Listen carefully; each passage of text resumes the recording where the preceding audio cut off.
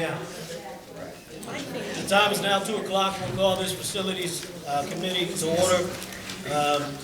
Thank everybody for coming. Although we don't have public comment at our committee meetings, we will allow time for that at our next board meeting on the 23rd. We asked for more detailed information about the facility of Mark Twain.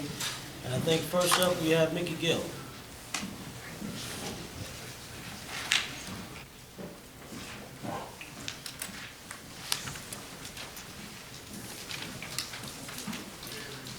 Good afternoon, and thank you for this opportunity to speak today. Dr. Egger asked me to kind of put an overview of Mark Twain, and I handed out some pamphlets to you, so I'll just kind of cover that, and any questions afterward I'll be my answer. So the overview on Mark Twain, construction date was 1954. It's a brick and mortar building. We had addition in 2001, a little over 4,000 square foot, and that's actually the LRC part of Mark Twain. Total square footage of Mark Twain is 36,107. We have a little bit over 7 acres of land there. Electrical service is about 1,600 amps. The rooftop units are Daikin's, which we installed back in 2014, and Carrier rooftop units 2019. The roofing is about a little over 44,000, almost 45,000 square footage on the roof. Asbestos is all encapsulated. We are in compliance with the Asbestos Hazardous Emergency Response Act. We do an annual inspection every year, and they do inspections every 3 years. And this June is actually when they're supposed to come back and do a re-inspection. The fiscal year from 21 to 22 building maintenance costs and labor hours. Cost was $27,975.71, which corresponds with about trades labor hours are 277. Fiscal year, and thanks for the business office for giving me this information. Fiscal year building utility cost was $69,660.91. So page 3 is kind of just an aerial view of Mark Twain property. And next page is kind of the roof layout timelines that we've actually replaced the roof at the facility. Next page is our heating and cooling systems, our Daikin's and rooftop units. So you kind of just see what we have. And the next 2 pages is kind of like the ground floor, the plans for the building itself. So that's all I have on that. And if you have any questions, I'll be more than happy to answer those for you. So that facility has Daikin units, you said? Correct. And what are the pros and cons of those? I hear a lot of. To be honest with you, I would like to replace all the Daikin systems. They're not really a consistent heat without really a backup heat in that system. Anything that gets below 32 degrees, you'll have difficulties heating and cooling those spaces. Right now, we're in the early stages processes of replacing those units at Mark Twain. We're just early stages at that point. So Daikin's for this Midwest area is not very, very good units to have. Have we mentioned the cost to replace those? No, we're in this early stages of finding out. You know what they were to put in originally? You said you put them in 14, is that right? 2014. Before that, we had the boiler system, and then we had window units. You know what the cost was then, roughly? No, but I can get that information to you. Yeah.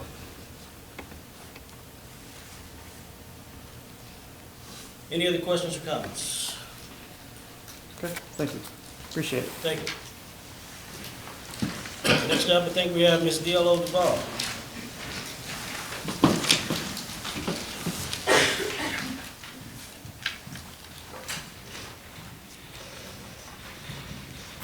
Hello. Thank you for having me come speak with you today. I have given you each a handout that just says Early Learning Center on the top, if you want to take a look at that. So what I have done is I just broke out some of the costs associated with the additional classrooms and how we intend to pay for those classrooms. So, thank you.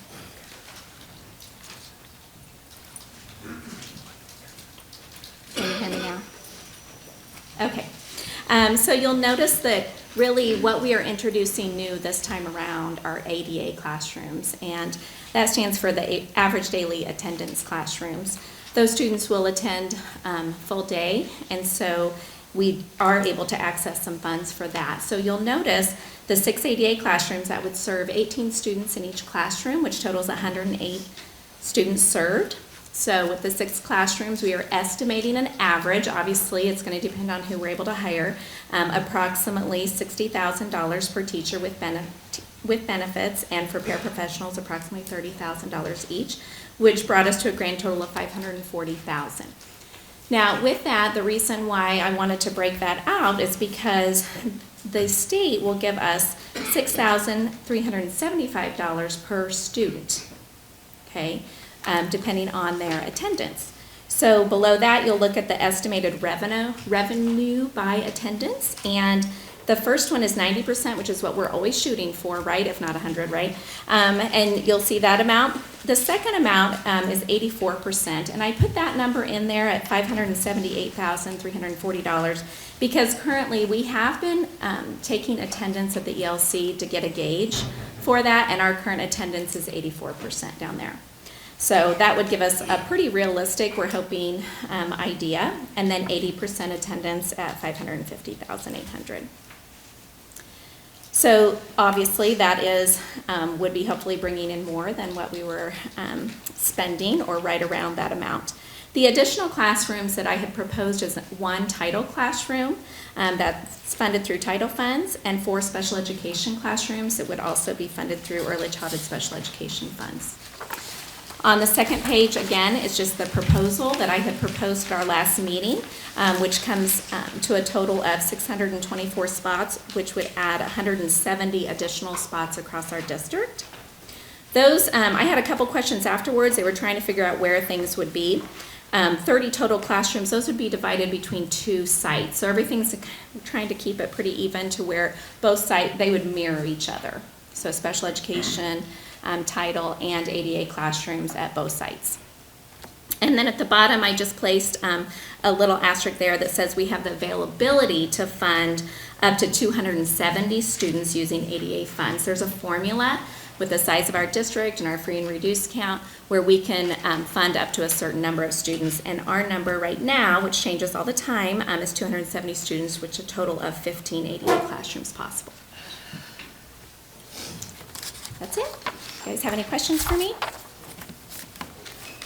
Yes. Sped services go back and forth, or would you have additional, how would sped services? So right now, we believe that we could serve, so the teachers, the early childhood special education teachers, they're obviously certified. So the related service, like our SLPs and our OT and PTs, we're hoping that we would be able to, we'd have to go by numbers, but they would be traveling back and forth. Yeah.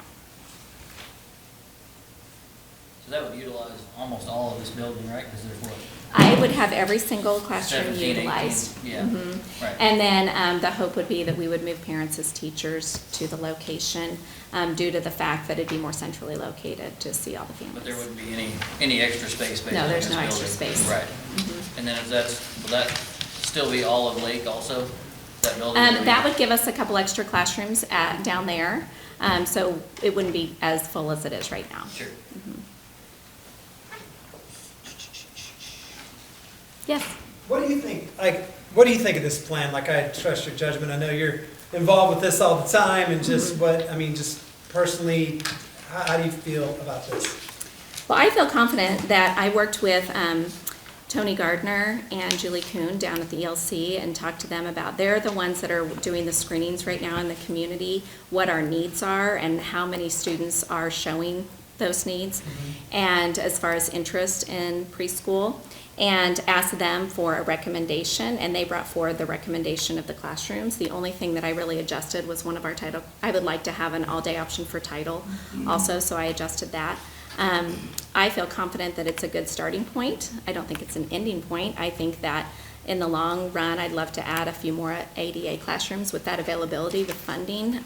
But as far as early childhood special education goes, we really, I mean, we're about where we need to be. So, You know, one thing you might mention, DLO, in regards to the conversation you and I had this morning with the comparison set. You know, we talked about our students being 44% ready. yeah. What was that percentage of the, I didn't bring my folder up, I'm gonna grab it. okay, 67, oh, her memory's better than mine. So I listened to the State Board of Education, their meeting, actually yesterday, it was recorded, so I listened to it yesterday. And they went over the, or there was a whole part on early childhood, and they went over the school readiness. And for the schools in the state of Missouri that use the same screening tool, which the state has now provided, 67 of those students, 67% are considered school ready, where our number was 44%. So we are way below. So to me, that's another just reason why we need to get in here and do more for our Yeah, early childhood. nice. I do think that tomorrow evening as well, I think part of or tomorrow afternoon, the State of the State by the governor, I think you'll hear that early learning is probably going to be a piece of that, I would guess. Good. How big is the cohort for incoming kindergarten? It's about 750.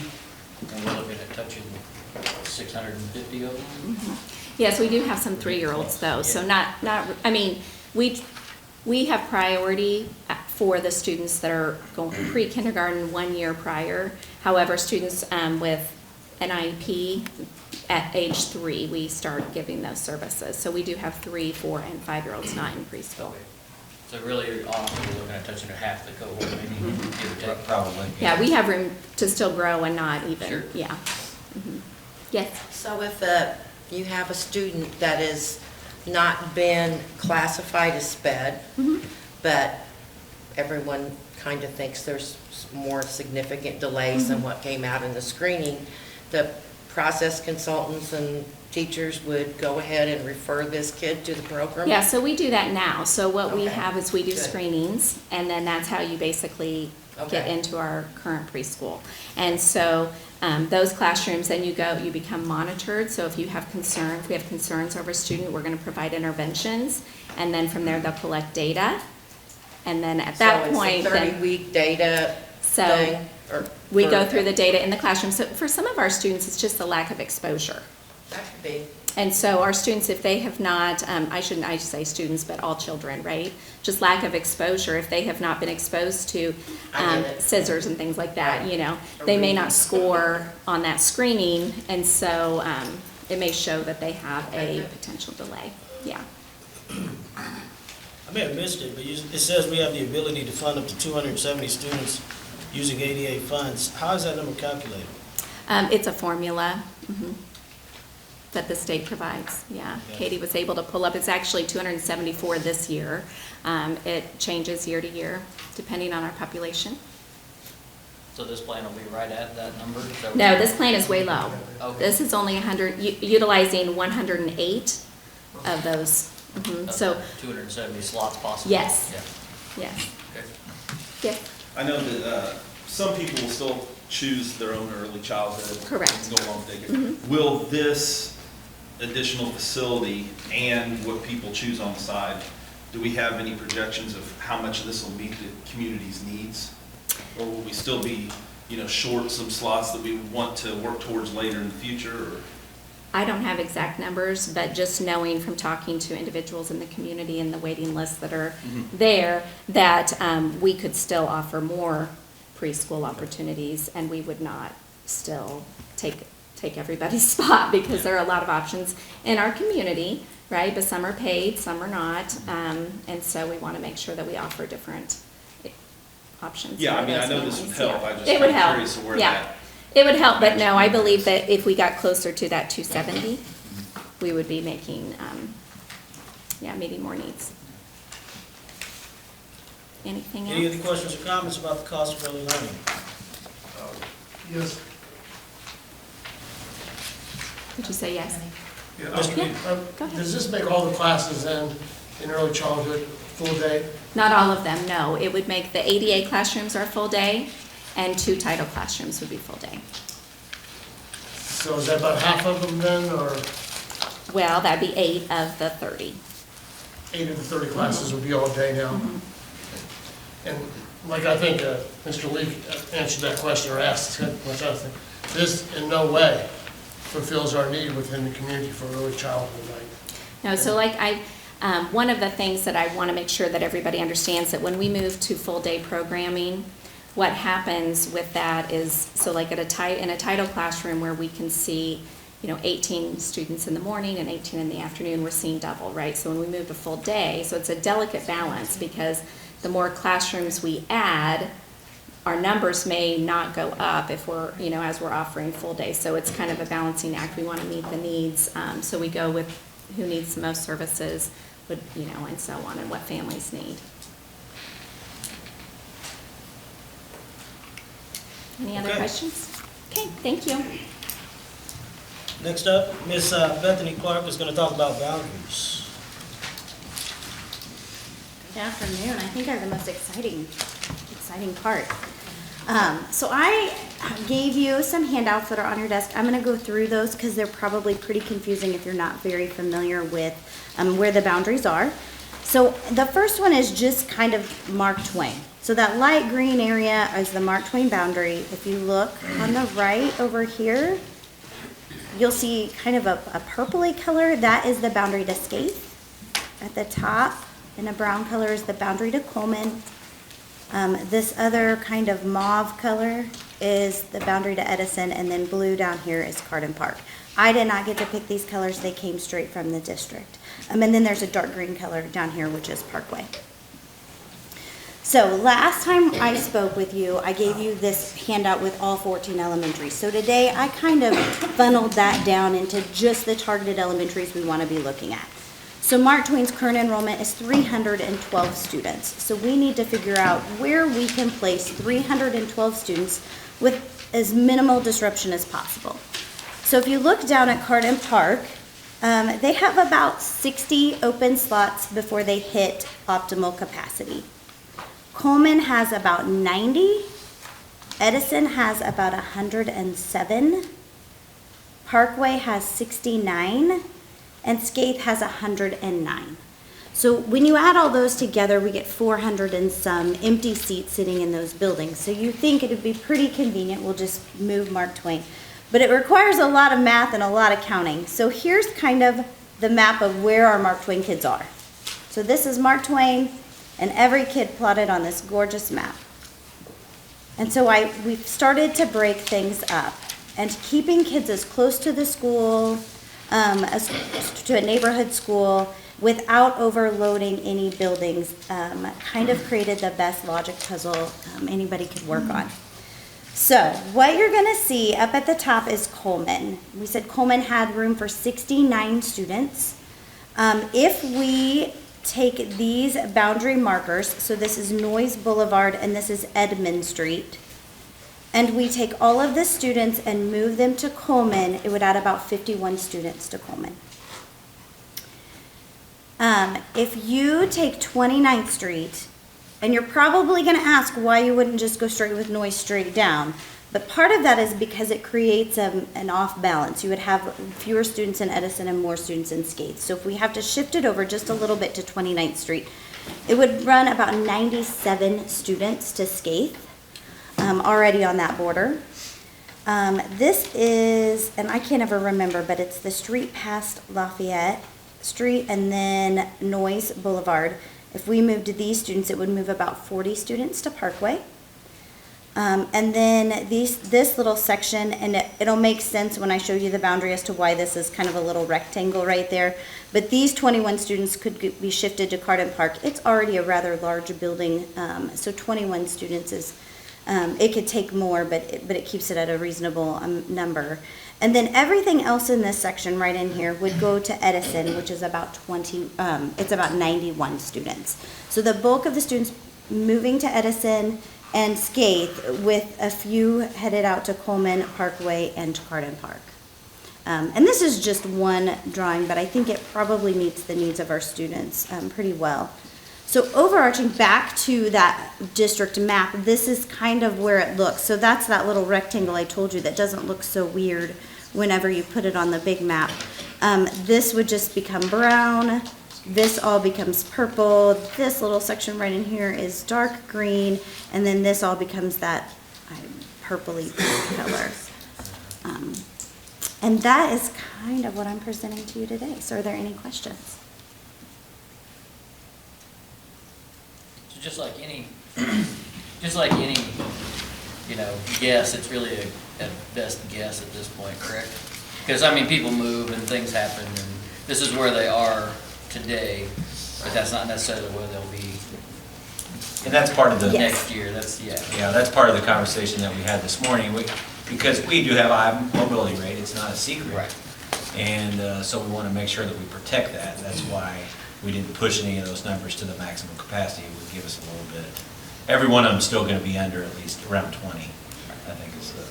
And then on your optimum capacity is not max capacity, right? I just want to make that clear. That's not how many kids we can shove into this building. No, it's optimal. Right, No, it's yeah, optimal. So yeah. it was what the surveyor said would best fit that building. Right, okay.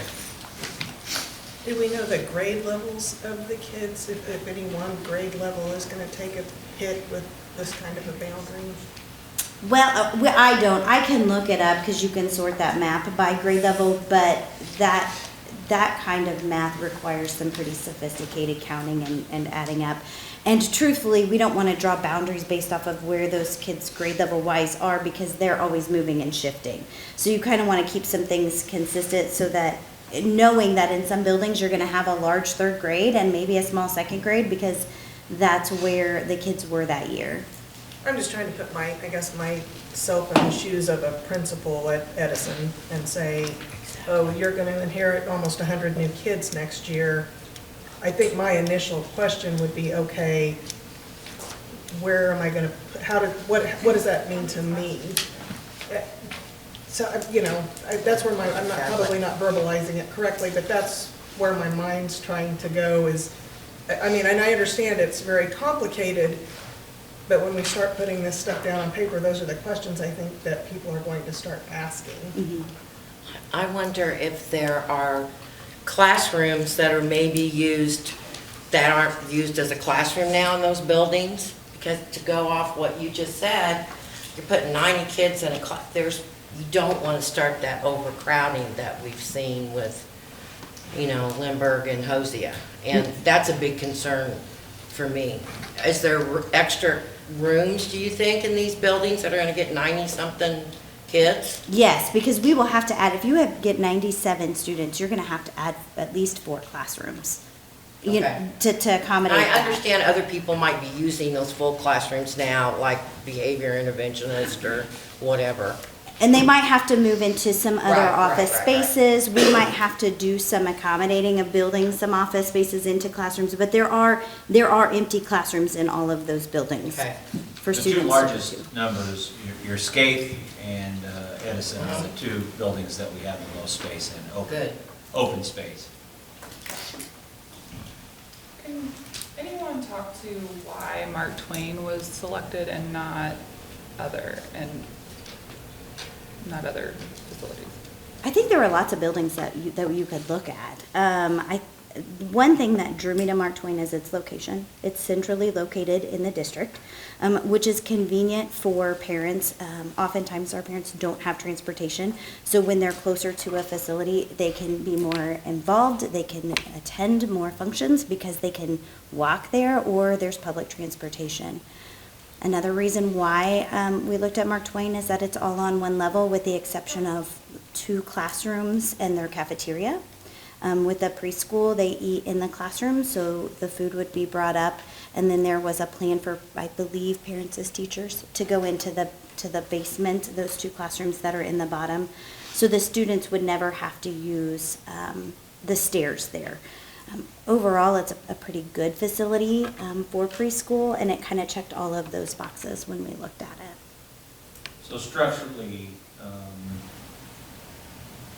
it made most sense, because if you look at Coleman, you look at Parkway, you look at Edison, one of those, 3 stories, and structurally it just didn't. And you're also displacing more students. You're moving more students if you chose Coleman because it's larger. We chose Parkway because it's larger. So we're just trying to, those conversations, you know, they took place, and I think I talked about it last night, or last time publicly. I mean, Pershing was one that was talked about as well, but it really threw a lot of wrinkles into things because it changes the feeder pattern. Where do they go? You can't move them to Lindbergh, so now you're moving them to a midtown school, which is, so let's say you move them to Eugene Field, which now feeds Bodie. So you're taking them out of their feeder pattern to Rubidoux, and you have 850 kids in Bodie and 250 in Rubidoux. So there was a lot of things logistically that we had to take a look at there as well. So it wasn't simple, but at the end of the day, we felt like that was what was best for kids. And I think the most important piece is our kids aren't ready to go to school, and we can't wait on this. You know, this is something that needs to happen for 23, 24, and so that's why we're bringing it forward now. So I completely agree that Mark Twain is the best building for early learning. I really worry about Edison taking on 91. I worry less about Skaith taking on 97. But I think just historically what we've seen with Humboldt closing and going to Lindbergh, I would be really worried about Edison not getting more supports if this is going to go into effect next year. We actually, Elizabeth and I just had that conversation about 2 hours ago, and right now we have a lot of supports at Edison. But we're going to have to be cognizant of that for sure. Skaith is probably the one. I mean, we have a counselor, obviously. You know, we have some support right now in Mark Twain that we're going to need to place someplace, and so that, you know, we'll pay special attention to that. But how will this change the amount of kids in classes at like Edison and Carden Park? I mean, I get that there's like a couple of extra rooms, okay, but if you're adding almost 100 kids over to Edison, it will change the class size, and it's already kind of large. Is there a projected amount? Edison's class sizes are, I think they're sitting between, Or at 20. yeah, like 20, average class size at 20, which isn't, I mean, I just think that's kind of large. It's 20, yeah, it's 20.21 is the average class size there, which is pretty standard across the district. Again, we're gonna have to add classrooms there because we don't want to drive those class sizes up. So if you add 97 students, if you think about 20 kids per class, that's about 5 teachers to that building. Keep in mind, a class size of 20 means that some of them might have 23, 24, some of them might have 17. So, you know, you can shift and equalize some of those class sizes out. Without digging super deep into what grades those students are going to be in, and then adding up what their current totals are, and then redividing it. I have no idea what their class sizes are going to be, but our goal would not to be to raise class sizes. We want class sizes to stay the same. We have all of those students at Mark Twain with those teachers. Those teachers are going to need to go teach those students in other buildings. That's the question I had too. It's The the teachers maximum there, will they amount be each assigned, class. or will they get to choose where they want to go? what's that? The teachers that are at Mark Twain now? Yeah, what we had a conversation with them, and we have a letter ready to go out if we make the decision sometime soon, but we would give them an opportunity to choose 3. We're kind of using the same thing we did whenever we closed Humboldt, where and most certified teachers are going to be able to go to one of those schools. So if their top 3 choice, they're going to give us 3 choices of where they want to go, and then we'll do everything we can to. So as far as staffing, we wouldn't lose anyone? No. I'm also concerned about the integration of the students to the other elementary schools. In the past, you know, Humboldt to Lindbergh and Lake to Hosea and moving 6th grade to Rubidoux. Our integration has been, let's see what happens and evaluate it. And as professionals, looking back on it, you know, we all say, well, after this year, but as parents and students, that 1 year, 2 year time, 3 year time that is spent to try to tweak this out it's much more important to that young child's life. And we look back and say, okay, well, after this first year, well, that first year might have been hell for these students because we didn't address those problems soon enough. So, if moving forward in this plan, I would really like to see a plan on how we're going to address the problems that we don't know are there yet, and how we're going to do it in a timely manner, because those problems don't go away. Those students that struggled at that point are now in high school struggling, and that's just something I would like to see us be. We were very reactive in the past, and I'd like to see us be very proactive in how we deal with that, because it didn't run very good, and there was a lot of upset parents on those integrations. And if we do this, we have to do better. We have to be able to meet challenges, not at the mid-year and end of year. We've got to do it monthly and even weekly. If something is clearly wrong, we got to fix it right away. Well, and I think in addition to that, the staff, if I was Edison and I was looking at 91 kids coming my way next year, Coleman Parkway, I would be really concerned, obviously. I do think with 1,000 less kids in our district, none of these decisions are fun decisions or decisions that, people want to make. I do want to also kind of bring up that we're talking about closing another title school. I know I keep kind of hammering into that.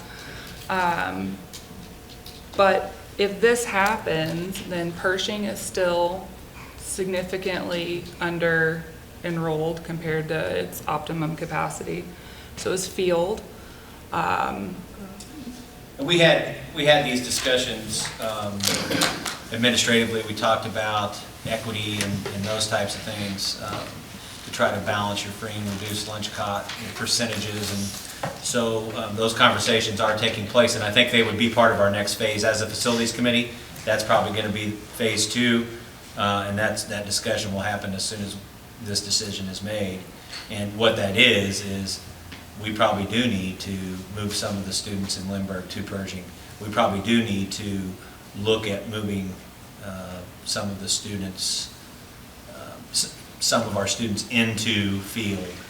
And so as we draw the boundaries for the entire district in phase 2, I think that's when those conversations need to. Right, and I think, because we have the optimum capacity of, what is Carden Park, like 1,000 kids, something like ridiculous. Right. That, nobody's going to be successful there at a free and reduced lunch rate of 96%,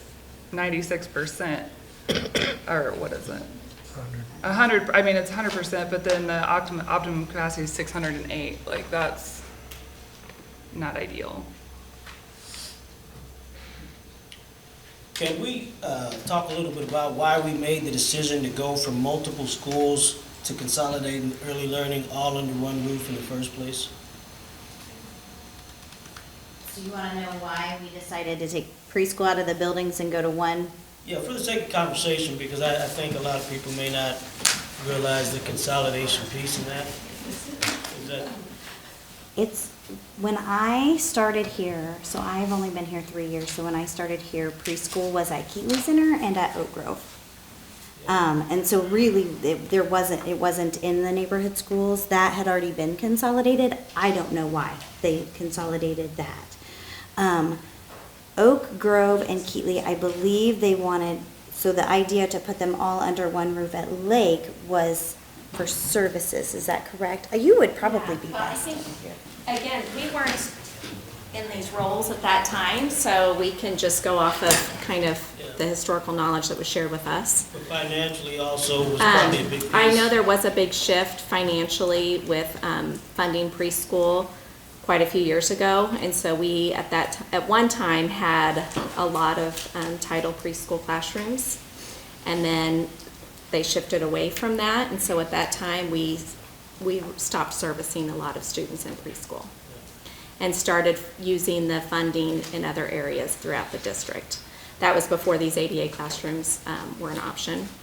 And so at that time, you know, there were different classrooms in buildings, because I know when I taught at Edison years ago, we had a preschool there, and that was a Title preschool.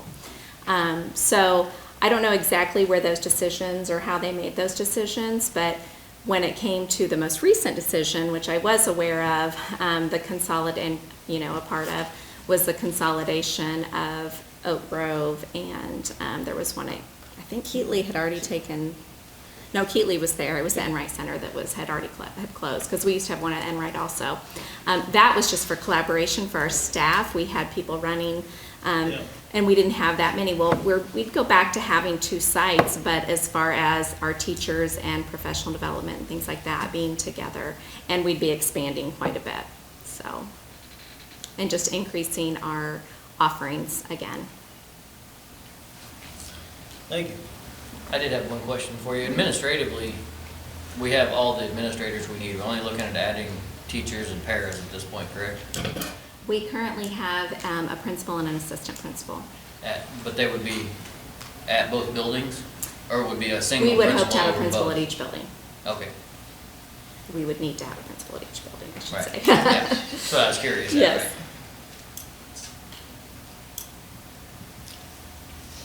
Any other questions or comments? Would it, I know we've mentioned the reasoning in the past of the boundaries of not wanting to have to move kids more than once, which, you know, makes sense, but would it, I don't see how, or would it be better to do the phase 1 and the phase 2, you know, all at once? And the only thing that I would tell you is that's going to create more conversation, and my concern with that is that these kids need us now. They don't need to wait for 24, 25.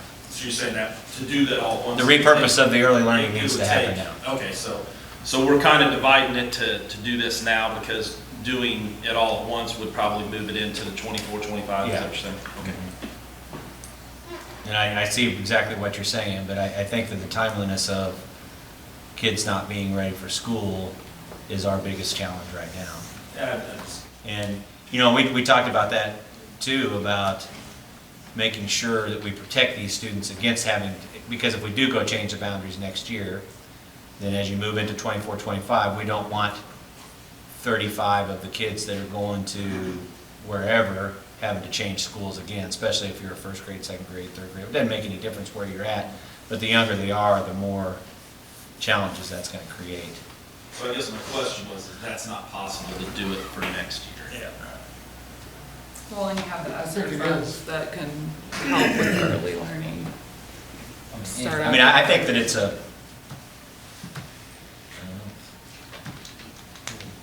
I mean, anything is possible, but I think it's possible, whether or Mr. not Lee. it's expedient or not is the issue, you know? that's the deal, because you're Yeah. going to get into you're throwing the middle schools and high schools into the Right, conversation right. as well.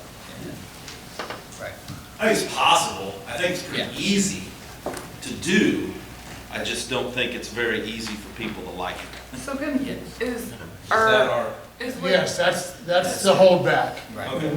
is what you're, so 'cause next, I didn't want the expansion of early learning to lose because of the public Yeah. not wanting the boundaries to be changed. You see what I'm saying? Yeah, I felt like it's more of a, it could get lost in the. yeah, it's going to get lost in, yeah. With that being said, I would like to recognize that if there is reasons why people are so defiant about certain buildings in our community and the perception, then I think as a district, we need to either to work to educate the community on why that's not true, or if it is true, we need to do better to bring up the level to those buildings. And that's going to take some tough conversations. But if someone clearly is just totally against this school, then we need to figure out as a district why And what can we do to either show them that they shouldn't be against this school or address concerns that they would have? And we actually just had that conversation as well, because the perception of Edison is not real. I don't care what anybody says. I'll argue it all day long. We have good leadership, we have good teachers, it's a good school, but the perception of Edison is different than that. And so we have to figure out how to change that perception. Our perception of a lot of buildings in our district mirrors that. Yeah, no, I agree. I was just using that as an example. Oh, and I'm just pointing that out, is at the high school level, it's amazing how many students, since we do move a lot, how many students come to one school or another and say, this is nothing like what I was told it was like. And same thing in elementary schools where I've known families say, we were totally against it and we got there and it was great. And so I do think along with this, and we should start now, is we need to work on the perception of each building. So do you foresee the second phase of this happening this spring, but the implementation being pushed off? Because what I would worry about is if when we do these plans and we implement the Mark Twain boundaries and shift in kids, and then the second part never happens. So then you have our Midtown and our title schools who are overflowing, and then you still have our higher income schools who are kind of sitting pretty. So that would be my biggest concern. I totally understand not putting all of this into place for next year. I think their staff are gonna have enough on their plate just with Webster and early learning. But if that second phase doesn't happen, it's just gonna create more of a lack of equity. Mm-hmm. And I think those conversations are going to have to take place, just like we were talking about with Eugene Field, just like we were talking about with Oak Grove. Some of those schools are going to have to take some kids. And there's going to be decisions that are going to have to be made, whether they close an elementary school or whether they repurpose an elementary school, whatever. I just think. But I totally understand what you're saying, and I can't speak for whatever happens in phase 2. I want it to happen, but I can't guarantee that it's going to happen. I just think if we don't have a plan, I'm just going to throw out there that there's a lot of talk about Bessie being on the chopping block, that if that isn't brought forward in a conversation about all of them being, what's best for kids and what's best for staff and who needs to go where, if that's not a comprehensive plan, then it looks like, and I know you guys are not hiding things. I know you don't have a supreme plan because I've talked to you guys enough, it changes a lot. So I just think it's gonna have to be a comprehensive plan, because otherwise it just looks like, Humboldt, like Mark Twain. Retaliatory. And I agree. Right. So that's why And then if the second half doesn't happen. Because most of our closings have happened after Right. a lost levy or bond issue. So we're already ahead of it by doing it this way, and there's more to the phase 2 than there is to the phase 1, and it really is going to have to, and that's why I didn't have those conversations yet, but I think if we can get this, if the board chooses that, if they think this is something that we can do, we get this behind us, then we start having those conversations in regards to what we want in phase 2, because to be honest with you, administratively, we haven't had those discussions. There is nothing to hide. We need you guys to help us develop that. I think it would be more palatable for the community if it wasn't necessarily a phase 1 plan, a phase 2 plan, but it was a plan with a phase 1 implementation and a phase 2 implementation. That's my opinion. Well, I have a kind of still a strong feeling about this is, hey, we've gone through a lot. Let's grow up a little bit. Let's pull the Band-Aid off. Not a little bit of pain over a long period of time. We can do all this in 1 year. This is the time to do it. Not prolong the pain and the agony. We can handle whatever. There's not too much on anybody's plate to fix something or to try something to make it better. So this prolonged thing, so we can still have a discussion about it. I think we are going to have a discussion about it, that this is not a bridge too far to go ahead and redistrict with a purpose, other purposes in mind, such as repurposing schools. Well, I would just say this, I'm ready if you're ready. You know, that's what I would say. So, yeah, I kind of agree with what Whitney's saying, like, even if you didn't implement them at the same time, to have that kind of plan, or maybe what Ken's saying too, maybe just do, I mean, I think that has some merit. Are you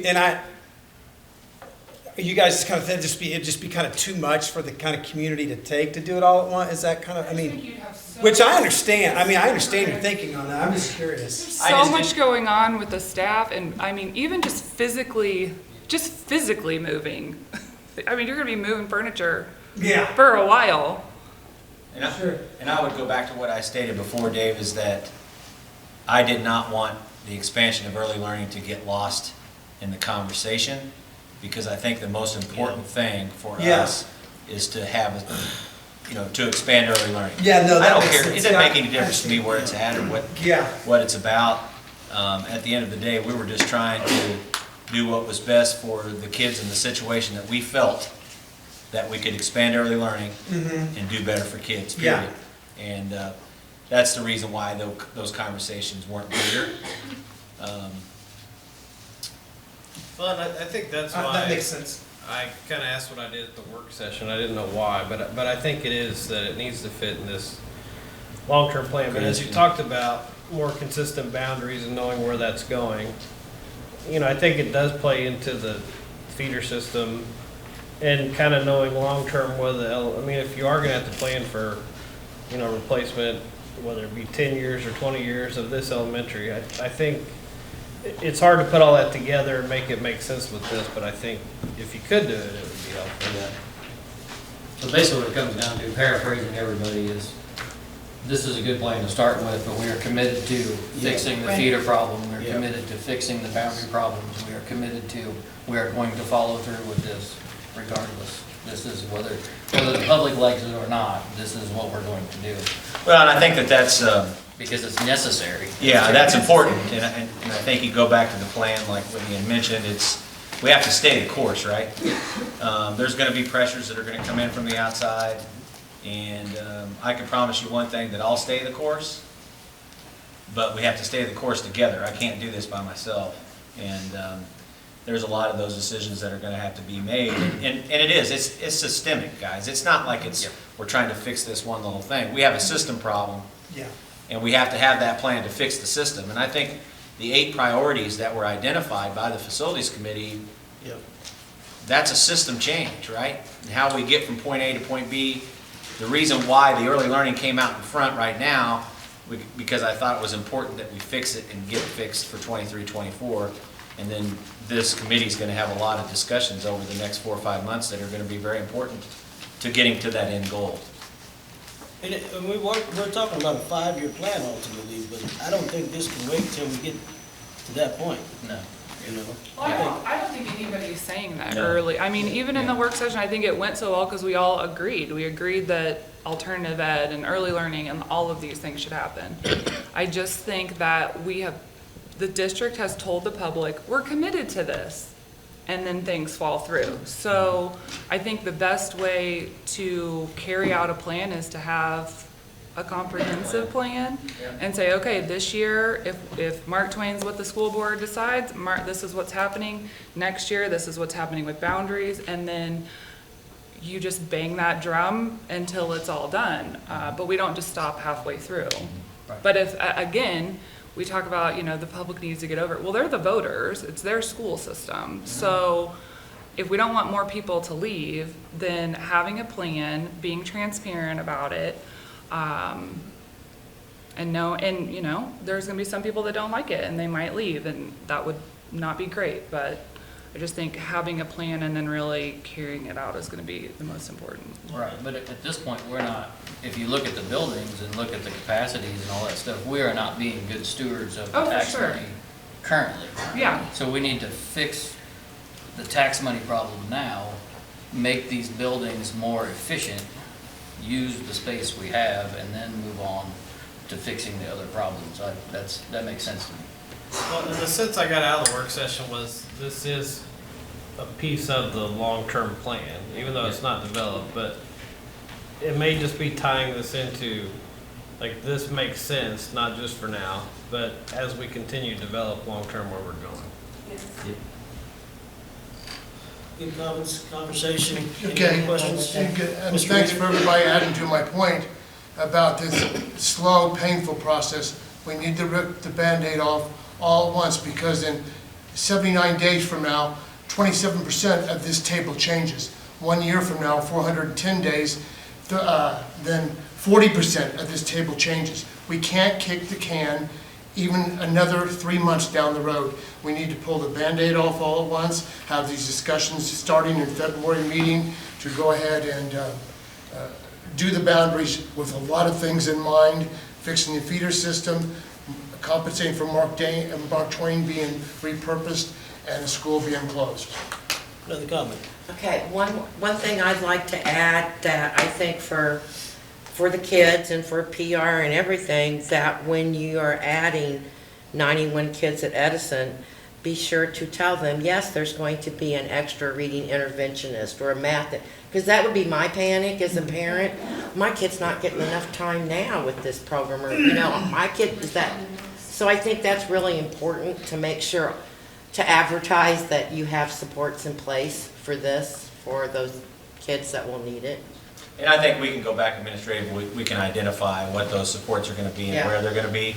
Because like I said, we had some of those conversations just this And morning. that's going to be a big seller, I think, for Okay. the public. Yeah, In each one of these schools, I mean, you guys have spent time talking to the principals at these schools about the concepts, I'm assuming. yes. And I've even actually talked to Mark Twain myself. But yes, we've had these conversations. I mean, because in reality. It's not a secret. Well, no, and I didn't even mean it Yeah. that way.